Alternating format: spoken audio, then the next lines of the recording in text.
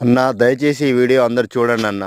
ఎందుకంటే ఏవేవో పనికిరాని యూట్యూబ్‌ల వీడియోలు చూస్తా ఉంటారు. దాని అర్థం పర్థం లేని వీడియోలు కూడా లైకులు కొడుతుంటారు. కానీ మా రైతులయి మాత్రం వీడియోలు ఎవరు చూడరు, లైక్ చేయరు, ఆదరణ అస్సలు లభించదు. మరి ఆ రైతులు ఏం పాపం చేసినో తెలవదు గానీ, ప్రకృతి అట్నే రైతులను నష్టం చేస్తుంది. ప్రభుత్వాలు నష్టం చేస్తాయి. ప్రతి ఒక్కరు రైతుని నష్టం చేస్తారు గానీ, వాళ్ళ బాధలు, కష్టాలు చెప్పుకోవడానికి ఒక యూట్యూబ్ లాంటి దాంట్లో కూడా ఎవరు సరిగ్గా ఆదరణ లేకపోతే ఎట్లా అన్నా? అందరికీ అన్నం గావాలి. అందరు తినడానికి అన్నం గావాలి. ప్రతి ఒక్కటి గావాలి గానీ, రైతుల బాధలు, రైతుల కష్టాల గురించి వాళ్ళు చేసే వీడియోలు మాత్రం ఎవరికీ అవసరం లేదన్న. ఎందుకన్నా అంతగా ఏం పాపం చేసిర్రు రైతులు? మనకు ఫాస్ట్ ఫుడ్ సెంటర్‌లున్నాయి గదా! బేకరీలున్నాయి. ప్రతి ఒక్కటి అనుకుంటారుగా అన్న. ప్రతి ఒక్క ముడి పదార్థం అన్నీ మన రైతులు పండించిన పంట ద్వారానేగా అన్న వచ్చేటియి.